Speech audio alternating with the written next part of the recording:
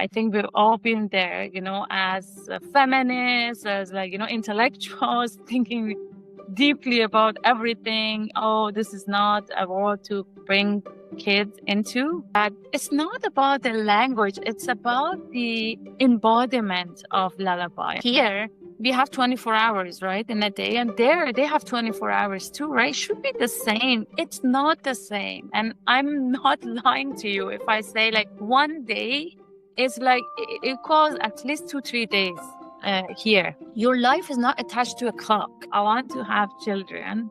We see it as a problem. Having children, it's a problem for us.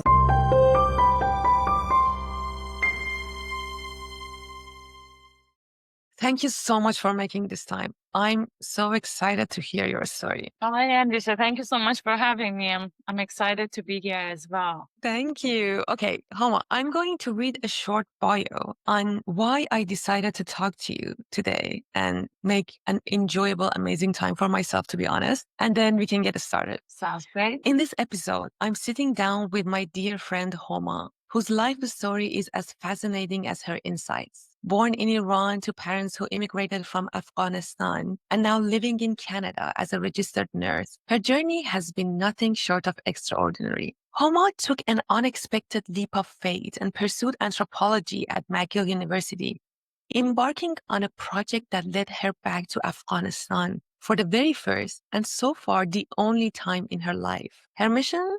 To explore the intimate ritual of mothers singing lullabies to their children, a window into the heart of parenting in Afghanistan. Her research didn't go as planned. The cameras, the questions, the barriers of trust, it all felt like a failure. Until in the final days, something changed. She witnessed the magic she had been searching for, an experience so profound it reshaped her life, her perspectives on parenting, and even her decision to have a child. In today's episode, we'll talk about the power of lullabies, the unexpected challenges of parenting across cultures, and how her research transformed not only her project, but her family. Trust me, you won't want to miss this story. It's one of resilience, discovery, and a love for the universal journey of parenting. So let's get started. You were a registered nurse in Toronto. Why anthropology? Why did you move? I've been always searching for meaning in my life. As far as I know myself, I've been always fascinated by different cultures. Living as an immigrant in Iran, right away, I lived the cultural differences. When we were at home, we were speaking our own language, our own dialect, Dari, and then as soon as we stepped out, we would switch to Persian, and then we also switched cities and with different accents from Mashhad. I was born in Mashhad and then we moved to Tehran. So I wasn't naive to cultural differences. I always loved nursing, caring about patients, about people, understanding their culture better. But as I advanced my career in nursing and I worked in ICU, I was just so fascinated by all the dilemmas and questions that people asked. For example, when they were facing with, critically ill patients, a family member, they had to come up with some important decisions. Should we resuscitate this family member? Should we, turn the intubator off? Or no, this patient, this family member is alive. So I worked there for like almost 2 years, and I was just curious. I was more lean towards philosophy and sociology. And suddenly I felt like, no, I need a break. I want to focus and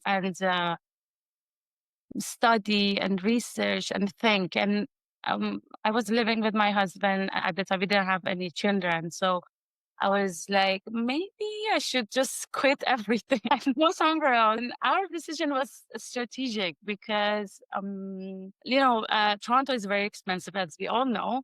But Montreal was cheaper for us. And I don't know, somehow I felt like they have a better anthropology program. And then, yeah, just like that, I quit. I quit my job. We were both employed full time in Toronto.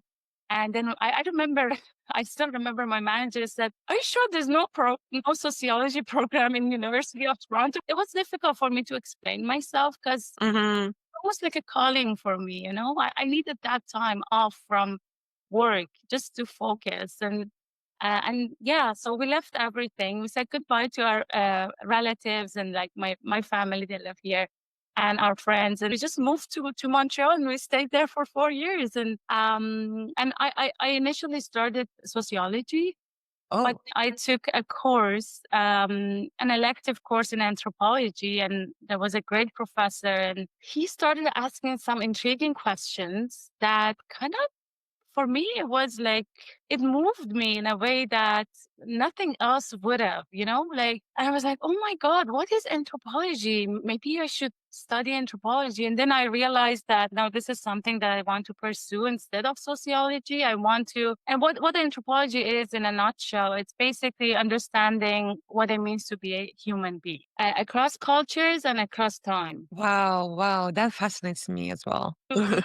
Of being an immigrant, like even yourself, anyone who moves from one place to another, they're kind of an anthropologist, you know, because Hmm. you truly live that new culture and you witnessed firsthand what it means to live in a different set of values and culture. So for me, when I switched to anthropology, we studied everything about different cultures, like some primitive culture and advanced cultures. I was like, oh my God, this is a great time to really and truly focus on my own culture, the one that I was born into. And I never had a chance, honestly. I was born in Iran to an immigrant family, and they really wanted us to focus on, you know, education. You know how it is, like Yep. study. But I was like, oh my God, this is the perfect time. I have no job. I don't need to take some time off. And my husband was also very supportive, and he was like, yeah, let's do it. Let's go. I always wanted to go as well. And yeah, that brought me back to my country, my Afghanistan for the first time. Yeah. Wow, wow. And then why lullabies, Homa? You didn't have any kids. So it kind of it's a question for me. Why lullabies became important to you? Yeah, I had during that time, I had a very dear friend. We're still friends, and she was studying linguistics, Mhm. and we had a project besides school. We had a project we're working on embodiment, how we live in our bodies, basically.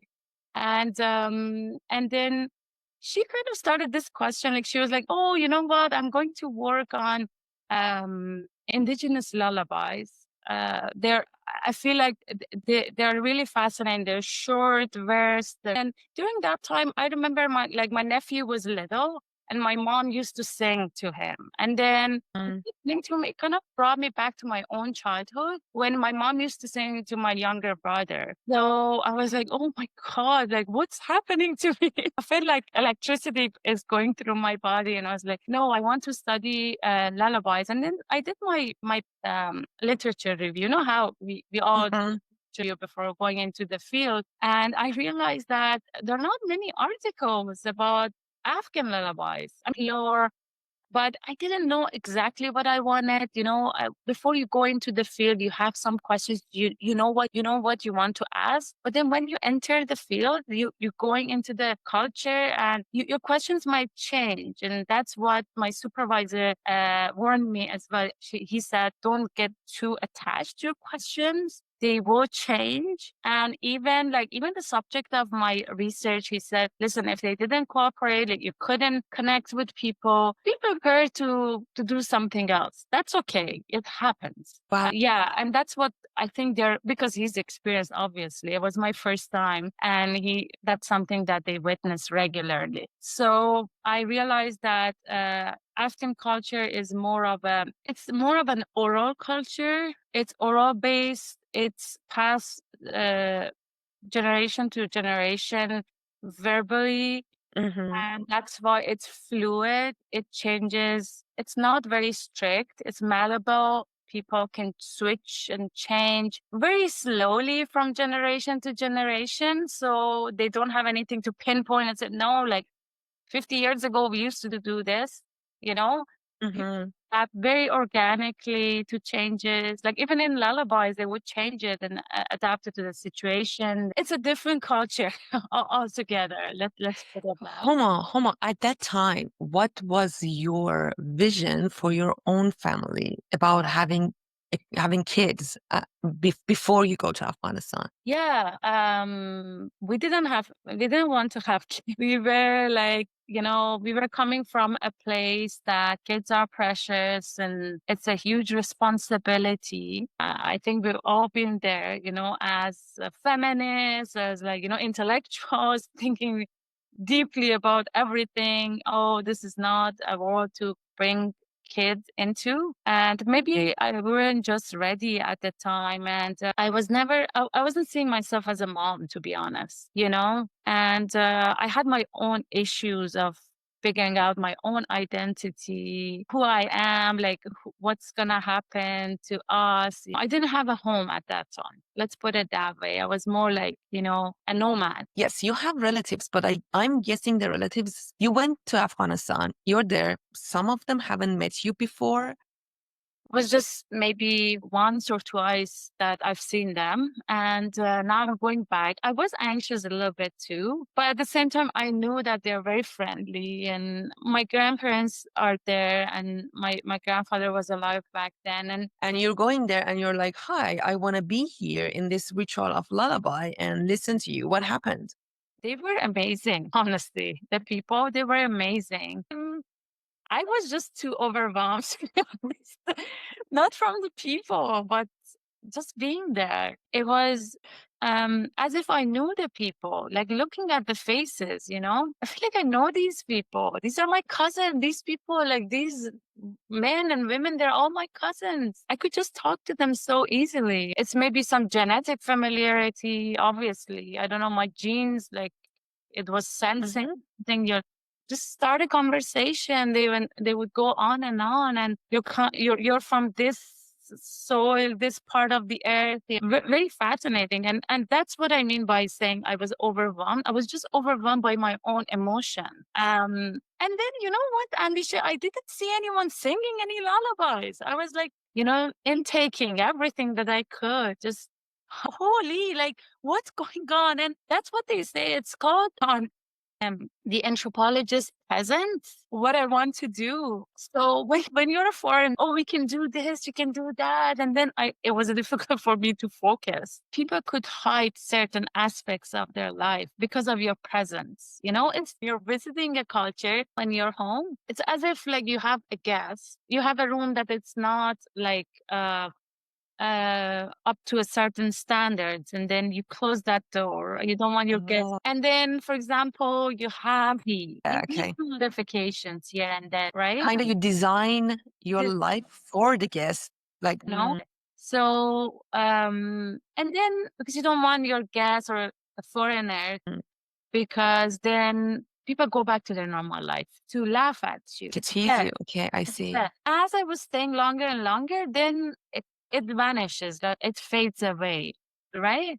At best, women are usually prohibited to sing and think about it in public, right? Lullabies, it's usually sung by women. So that's just one precious moment, Mhm. one or few precious moment in their and women, it's just in their one of the few day during the day sphere that they could let out their voice. It's usually condemned by religion and by culture that they could sit down, relax, and let go and sing, like truly sing a lullaby. Whoever is at home during day, they trust them very deeply, and they're relaxed. They don't feel shy or embarrassed. Mhm. Imagine I'm sitting there with them. Obviously, they don't feel comfortable, right? So we needed to build that relationship, that trust, and then I was short of time. We had to go back, and then I had to ask them to sing for me, and then to cooperate with me. But that doesn't work. It doesn't work like that. They don't sing. Because they don't want to. And that's rightly so. And then I was like, it's okay. It was week 3. We were there for 4 weeks only. And then it was week 3. And I was like, it's okay. I was already invested in a different subject, working visiting a women club, a gym club. I was like, I want to work on women's sport or like, things like that. And then suddenly, a few days before I was leaving, they were all like cooperating with me. They were singing, they were collecting lullabies, they were asking their neighbors. And then again, my supervisor, my professor, he also warned me that this is normal. Like usually a few days before the anthropologists leave, somehow people like it's kind of they put them into test and then they pass the test and then they trust them and they want them to take a piece of them with them and take Wow. Mm.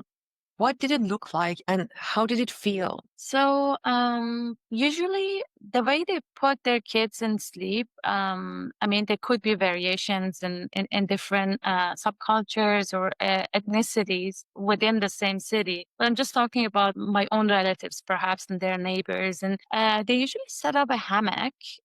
You've seen the hammock. It's almost like that. It's made of fabric and it's portable. They could install it in any room. Usually it's in the living room because it's the biggest area in the room. So after the breakfast, when men leave the house, it's home to women and children. So it's their atmosphere, that they rule. It's theirs. They remove their scarf. It's a different story, and nobody can see that because they, it's just the culture. They don't allow people to film, and rightly so. So it's completely different. You have to be there to experience it. And then it's nap time, and then they start installing this beautifully made hammock out of fabric. They usually decorate it with different items, like evil eye beads and like certain religious scripts to prevent the child from getting sick. And then they put the baby. The age could range somewhere from newborn to 3, 4 years, even 5. They just use it just to play. And children come in different intervals, right? Like so, they use the same. Sometimes there are two hammocks in one living room. So the child is tired, and the mom they cook their mm, lunch, and now it's time to relax. They're already tired because they did so many chores. So what they do, they bring the voice down, the sounds, and turn off the TV. They close the curtain. So they already make this room.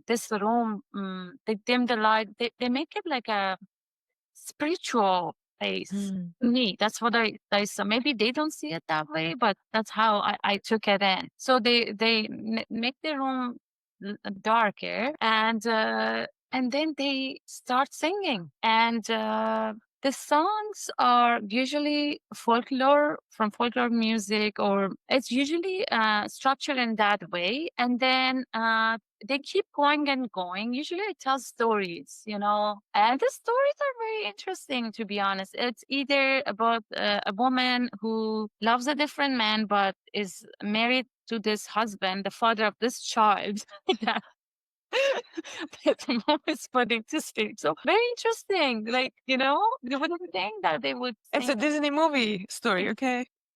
Or it's about a mom, son went to war and hasn't come back yet. They're just waiting for them to come back. Usually very sad and tragic. Sad stories. I realize, yeah. Very sad, very Even sad. the tone, the music, I feel is sad. Even if I don't understand the music, when I hear it, it just makes me, cry.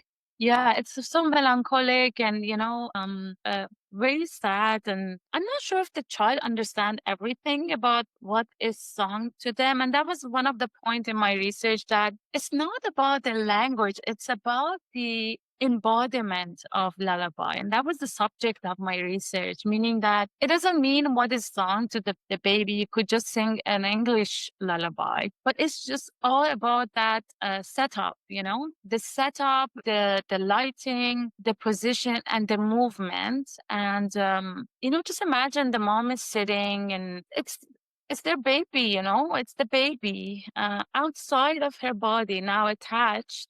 Uh, like a cord, umbilical cord. You're letting go. To me, it was profound. You have to let go. they keep letting go and pulling back. It's just that connection that you can never completely let go. It's always there. It's that cord. It's the connection between you and the baby. I never thought about it that way. Homa, I cannot stop but comparing this ritual with today's ritual of putting a baby to sleep. We put them in a crib and there is no movement, and that different people have different approaches of putting their babies to sleep. But we don't look at it as a ritual. We look at it as a task that needs to be done fast so we can get to our life. And what makes me wonder is that is their life. The women, the house, managing the house is their life, but we have different goals. And to be honest, I like those goals as well. And I know you do too. This makes me think this is very different. You know what I'm saying? Like they have a goal too. It's not that why it's very hard for me Mhm. to see that as a life and as a goal. You mentioned a great point and asked a great question.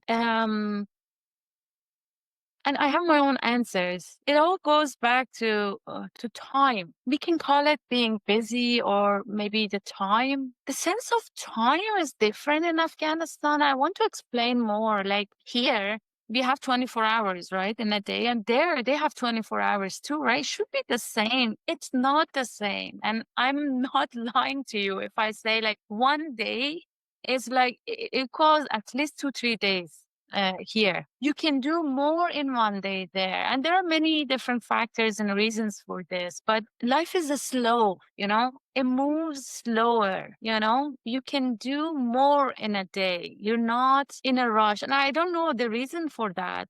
I honestly don't know. Like we would do so many things. Like we would wake up late in the morning, eat breakfast, go to bazaar and, talk to a few people, come back, eat lunch, have nap, do a little research, go to bazaar or to the mosque, do more photography research, come back home, have a snack with family, go somewhere for picnic, come back, have dinner, have dessert, go on the rooftop, do stargazing, and still you get your sleep and everything. And I know I was a tourist there, like I wasn't working, but even I talked to people who were working there. It's different. It's like more of a traditional way of living, your life is not attached to a clock. You know how it is? Like for us, it's just like Mhm. check the time. Oh, I have to start work at 9 o'clock. I have a meeting at this time. It's more flexibility there. And it goes back again, like their life is more traditional. They Mhm. still don't, when they come and visit family members, they don't say we're coming at 4 or 5. They say we're coming for dinner. And it could vary, there could be variations. It all depends on sunlight and when it gets dark.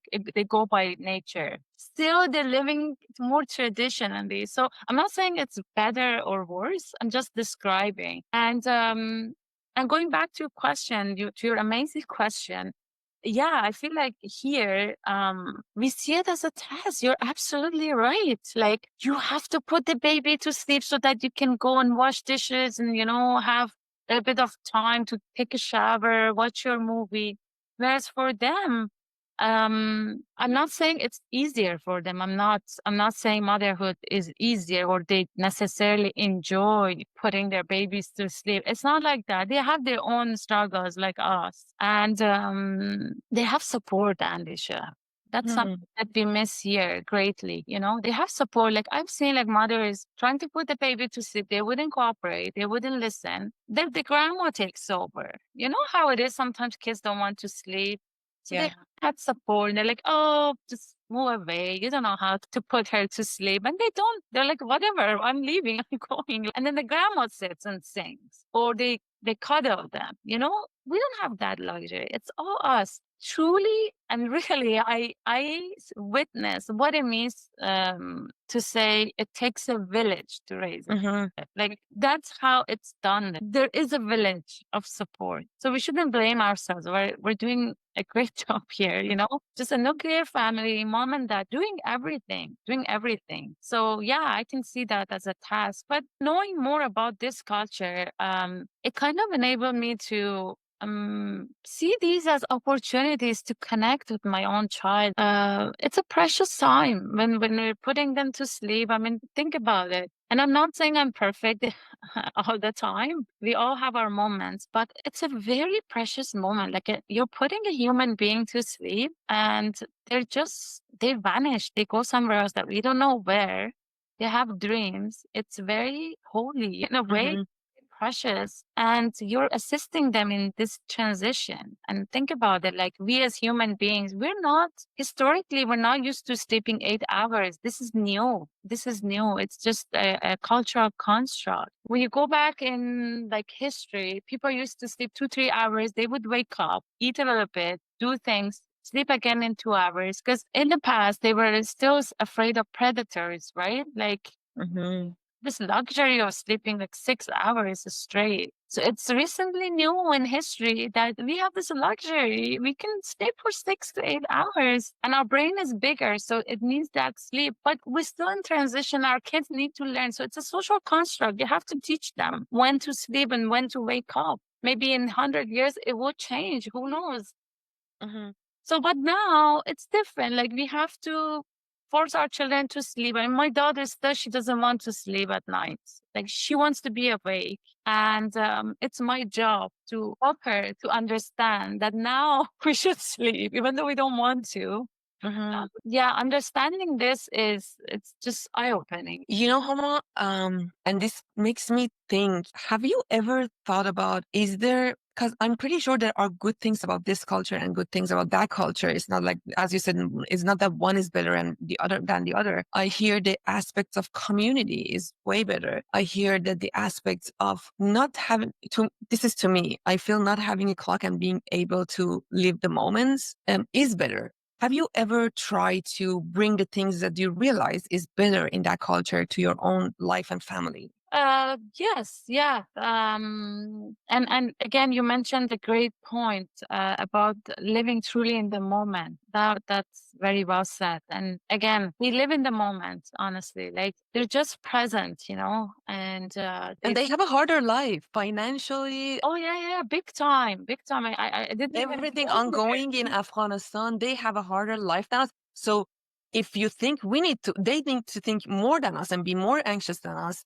But here we are. Exactly. And it's all because of the community support that they have. The life goes on with or without you when you're in a community. But how about us here? If we get sick, who's gonna look after our children? We don't have that support. Yes, there's state and we have social services, but that doesn't replace family, obviously, right? And but they know that they have that kind of support, and it's a luxury that we don't have. And I want to say this coming from a place of gratitude. I'm not undermining their difficulties and everything that is going on right now in Afghanistan, but they have a luxury that maybe they don't know that they do. But when you go and you see, you realize that they do. And we have our own luxuries. But in my own life, yeah, living in the moment, it's another lesson that I took home. Like, try to be focused and be here, be mindful of here and now instead of being in your mind. We're always like thinking about next task. And then while we're doing it, we're already moved on to the next task, right? We're all like that. It's just a culture, unfortunately. And we call it like progression, development, and Being productive productive. efficiency. It's not. If you think about it, it's not. And then about sleeping, mm, I've tested this. It did happen to me about a few months ago that for some reason I couldn't sleep very well at night. And then I was anxious that I'm not getting sleep and then I'm not going to be productive during day. And that anxiety made everything worse. And then I decided to be relaxed about it. I was like, you know what? You had 3 hours of sleep. Something has changed in your body, in your life. You don't know yet what's going on. It's okay. Let's see what happens. Just take it. And then it was easier. As you mentioned, maybe we don't need all these like criteria. Maybe it's not a standard. Maybe my body is now transitioned from having 8 hours of sleep to 4 hours of sleep. And I'm doing okay for the time being. Why putting pressure on myself, taking sleeping pills, changing my diet, speaking with my dog? Oh, what's going on? My sleep is. Yeah, because we're human being and we change constantly. Why not respecting that? Maybe it is something to take into consideration. I mean, obviously, if your health is in jeopardy, like that's a different story. We're not going there. But I'm just talking about the anxiety of being 100% all the time and be efficient. They're not like that. They're not people in Afghanistan not like that. They accept each other. They accept their whole being, their flaws, being a human, and they forgive easier than here.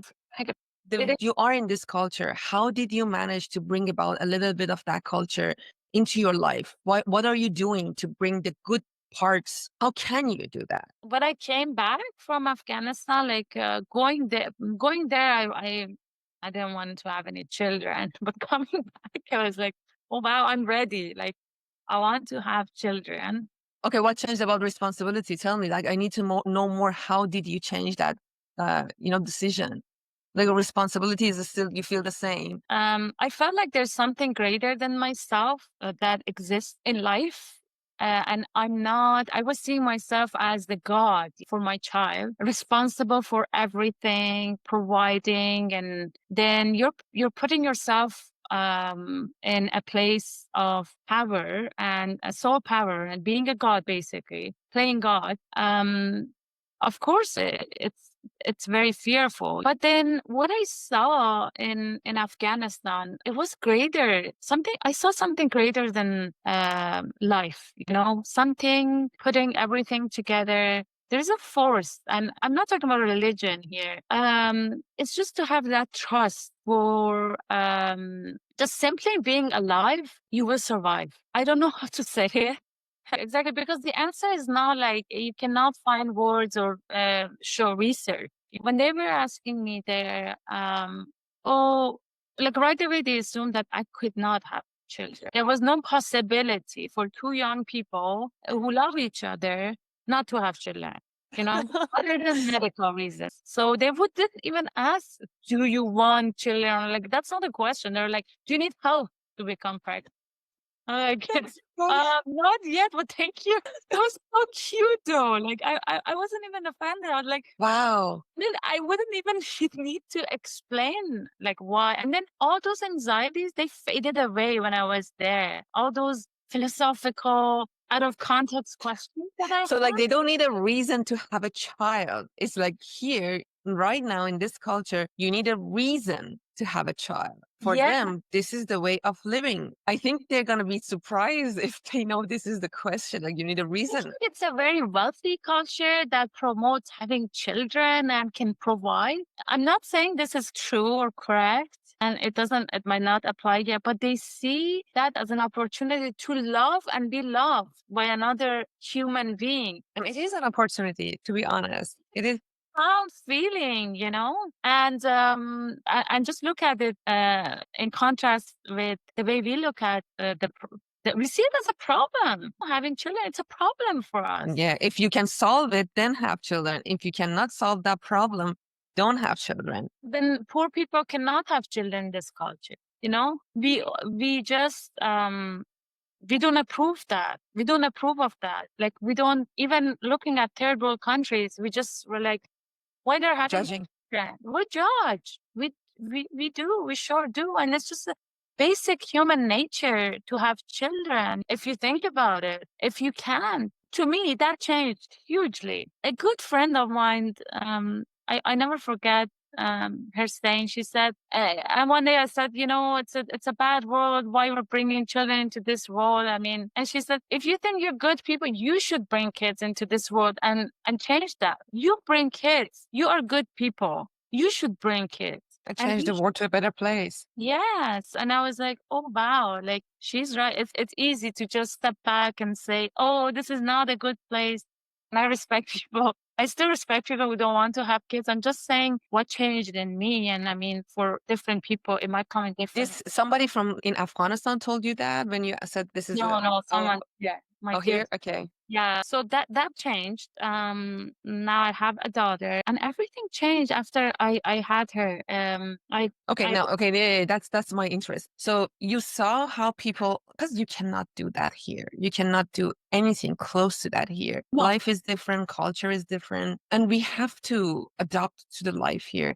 To be honest, I love my life here, but there are certain parts, as you said, that could be better if they could. And sometimes I think really, you cannot have both. That's no, why this is a successful country. yeah. Yeah. So I feel you cannot have both. If you assume the family, a unity, you can define a different success. Maybe not being the top notch in your career could be still success for your family, like that unity. So you can define success differently and define values differently, and try to manage something in between a little bit. So you had your baby, right? Were you in Montreal or in Toronto with your parents No, but we moved back to Toronto to be close. after having a baby? Yeah, like 3 months after, like 3 months. almost right away, because I wanted to be close to my community. That's one thing that I see that you already are like putting the effort to make that happen, a little bit of that experience that you had happen. What did you do to change to make that happen in your life with your baby? How was it different? Was your expectation about having a baby? How was that different from what you were imagining after that experience? Oh yeah, yeah, it was completely different, and I was so shocked. I was like, "What is this uh, thing that cries and poops all the time?" And you know how big newborns are, like, right? Like, I was like, "Oh my God, I'm going back to Toronto. I want to be close to my mom. I need her support." And she was very supportive. And we lived with my parents for 2 years, and we had their support. I couldn't do it without them. Just mentally, I couldn't. And that was one aspect that I took from my trip. I saw the value of having a community and support. You moved with them, Homa. I want to point that out that you are talking about the positive side of that, and it has so many positive parts about community. But I know this culture, and we have a lot of individualism in this culture. You are losing your privacy. You Yeah, are losing your, there are many things that people in this culture cannot tolerate. You cannot decide about many things because imagine if a unity family of two, it's hard to decide sometimes what to do together, like what to decide for the goal of this family, just two people. Now imagine that's five people, that's six people in one house. That's difficult. I want to point that out, that it's like you're pointing out all the positive aspects of it, but people who are raised and value individualism might have a hard time doing that. absolutely. You're absolutely right. There are compromises, right, that you have to make. When you want to live that life, you have to compromise. And that's not easy. It wasn't easy for us either, but I saw the value of community, especially at that stage in my daughter's life, because of language too. I wanted her to speak Farsi. For me, that was a huge value. And then I also wanted her to be exposed to different way of beings, that I still truly believe that it's important for our children not to be raised by only two people. It's important to see ideas coming from different generations, different ideologies. Yes, there's so much pressure here that you have to be all aligned in the way that you discipline your kids, like mom and dad. Yeah, to a certain point, but shouldn't they see the reality of the world that we don't feel and think the same way all the time? Isn't it a lie that we're telling to our children? Or maybe it's something else that I'm missing, but I mean, I'm not saying it was easy. I'm not saying I was agreeable to my mom's the time. She wouldn't listen to me. She was doing things differently and strangely. And I was like, I'm not saying I wasn't frustrated or we weren't fighting certain times. No, but it happens even between parents, right? It's just a different level. But I hear your point. It is difficult. It's not, you don't have any privacy. And even in Afghanistan, it's difficult to find privacy. Like I would see a son only at nighttime alone. Like we were Mhm. constantly surrounded by people. It's not necessarily a bad thing. You kind of miss that and Miss each other, yeah. yeah, and miss each other, and then you value that time being with each other. The quality of your like Quality time of being together. being alone and talking about everything that happened during the day. Tell me one thing. Do you see a way of, like, I'm asking from you just your opinion, okay? Do you see a way that in this, because Western culture, with all the things, as you said, we have a lot of luxuries here. With all the luxury that brings to me, I like it and I'm using it, like financial luxury, being able to live in a safe environment. I'm kind of feel safe from any war happening here. I Mhm. feel safe going out. I feel the freedom. There are many things that are so valuable to me that is here, and that's the reason I immigrated here. But of course, I'm losing some aspects. Do you think there's a way to bring some of those aspects, not just for the like family unity, but as you said, that the culture there and the things organically change? Is it a way? Because I'm pretty sure people here feel that too. The lack of community is not news, it's everywhere. Do you think this could live together, like having a successful country at the same time, a little bit of that part that is so important to your mental health? Yeah, and I really hope so. I want to say, like, trying to live more in your body and less in your mind. It's very difficult, but it's very valuable if you can achieve that momentarily during the day, because we're here all the time, like just analyzing data and this making decisions, and we get so tired. But maybe like take a break and go for a walk. And when you're walking, don't listen to a podcast or to an audible, audiobooks. Just listen to the birds singing and feel the wind on your skin, or just be mindful of what is going on, or just feel your body. It's just so pleasurable. Just get connected to your community, to your neighbors, make more eye contact. That's something that we don't do here in Canada. Feel like we have to make more eye contacts with people and talk to each other, be open to our stories. um People see you through your eyes. They can see you who you truly are, and you can see them. You just have to make that eye contact. You see a world, and then you guys can get connected. So if we could teach that to our kids, to see a person as a person, that would be huge. That would be a great success for people to connect to each other, and that would make everything easier, like finding a job, or like being a good parent, like having that icon, be a good wife, mom, everything. So that connection, it's important. That's something that maybe we can promote in our schools and in our own family, and just have quiet Yeah. downtimes. I remember one of our friends was saying like she didn't have onions at home and she wanted to Oh, cook. yes, yes, yeah. And you don't have the time, or it's difficult to go to the store. Go to your neighbor, ask if they have one onion, and borrow that onion. Do She makes this. it as a challenge. Just go, yeah, go get it from your neighbor. Ask, do you have one onion to borrow? Like, I need to borrow one onion and I need it for cooking, but I can't go to the store right now. It's do that. Make your life easier by asking for them. And that makes a relationship. It's that easy. Let them ask you when they need something small. And this relationship can get bigger and bigger. And you can ask, like, you can have each other's support for harder stuff. It's They might be surprised. They might not get what you're saying because this is not common here. You don't do that. I They're know. like, what? You need an onion? Why would you need an onion? Maybe they won't give you an onion and they think you're a weirdo. Who cares? They Yeah, didn't know you that's before. a risk that you take. That's a risk that you take, right?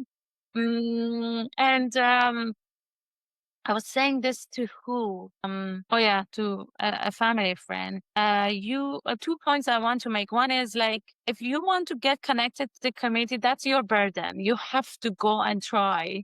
Don't wait for others, because if they don't want, they don't. But if you want, you shouldn't wait for others. You have to take the risk. Go take the action. The other point is about, you mentioned something about Western culture and how successful we are, and I want to say that I agree with you. The good thing about the Western culture is that it's open. It's openness. There are less. I forgot the term in English. In our country, like from back home, to change a habit. Mm-hmm. Maybe it's partly because of law enforcement. I don't know. Like, here we have a better law enforcement departments, like people obey rules and there are fines, and like different measures that they take to enforce that law or change. But anyway, I I feel like Western culture, they could adopt the beauty of other cultures, and I feel lucky to be part of it, to be honest, Mm-hmm. to witness everything from, like, in Canada, you're exposed to so many other cultures. And then the Canadian culture is a great culture that they're open-minded overall. Mm-hmm. They easily adapt to change. So Mm-hmm. I just wanted to say I'm not taking it for granted. Partly that lullaby installation was kind of give back to the community gesture that I did, because I wanted people to know about the beauty of lullabies, because I couldn't do anything more. Maybe in future, who knows, right?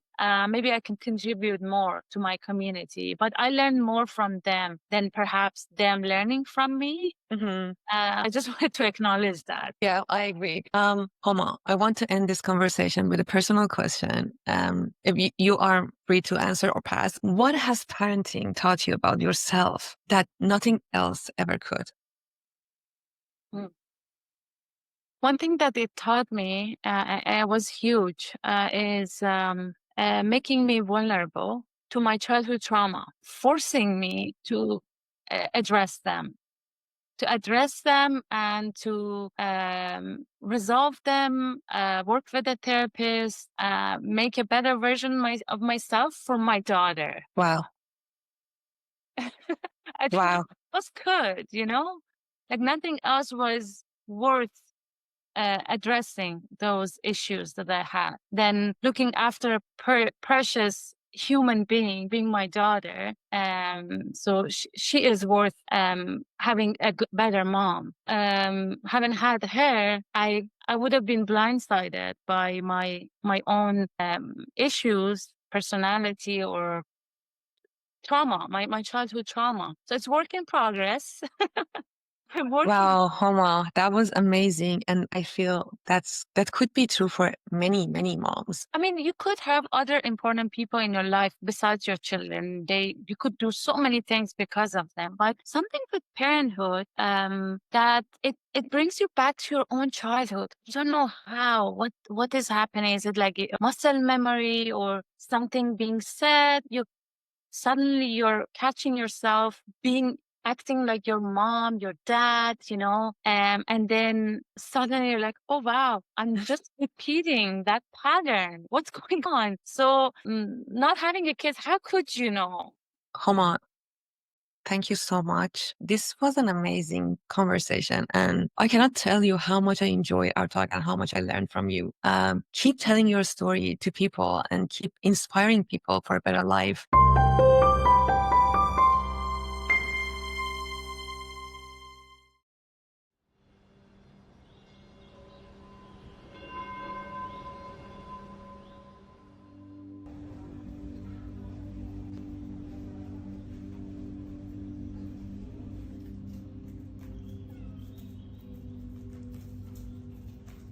سفر در پیش و دارم دل و دنبال خدا جان قافله که میکنی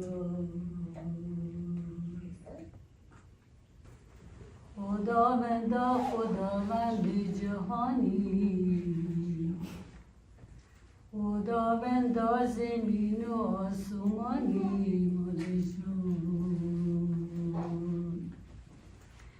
خداوند تو پیران را بیاموز مالشون